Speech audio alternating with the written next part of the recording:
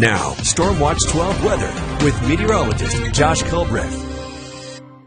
Welcome back to News Watch 12 this morning, and we have more critical fire weather that's in the forecast for today for the east side and for Northern California. No red flag warnings in place, but just know that the fuels could be critically dry, and also it will be rather blustery during the afternoon and evening. So that means that fires could potentially start and spread very quickly.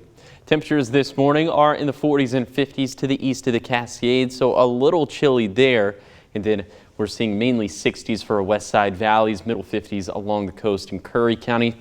I think you know the drill at this point. Maybe you need a light jacket as you're walking out the front door, but a little bit later today, at least for inland areas, you will not need a jacket at all, as we're going to be toasty, but high temperatures will actually be just a little bit below average for this time of the year. Here's your outdoor dining forecast, going with 5 stars actually for lunchtime. It's going to be warm, it's going to be sunny, there's going to be good air quality within the Rogue Valley. For dinner time, knocking off a star just because we could have some very light haze, and it will be a bit on the hotter side, but again, actually a little bit below average for late July, meaning we'll be near 90 degrees to the east of the Cascades, mid-90s, low to mid-90s for west side valleys, and then pretty close to 70 degrees along the coast again.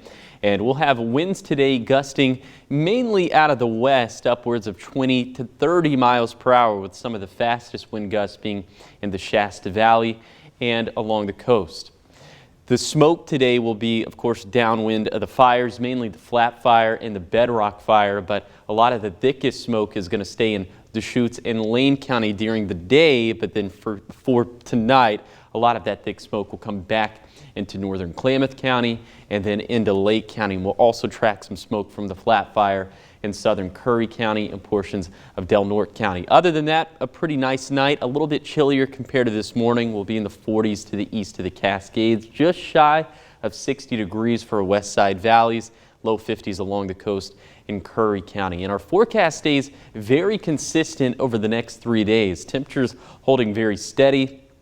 Again, our most reliable smoke model only goes out 48 hours in advance, but I would probably put my money on the fact we'll have some sort of reductions in air quality for Friday and Saturday as well. Temperatures holding very steady through Sunday, then we start to warm things up again. Here we go again into Monday and Tuesday. Will be pretty average for Monday, and then starting to flirt with 100 degrees again by Tuesday. In the meantime, though, lots of critical fire weather impacts. We're keeping a very close eye on Friday now, because that looks like it's going to be the windiest day. Here's the 7-day forecast for the coast. We'll see some hazy conditions mainly to the south of the flat fire, with winds coming out of the north. So the southern half of Curry County will see some of the worst air quality.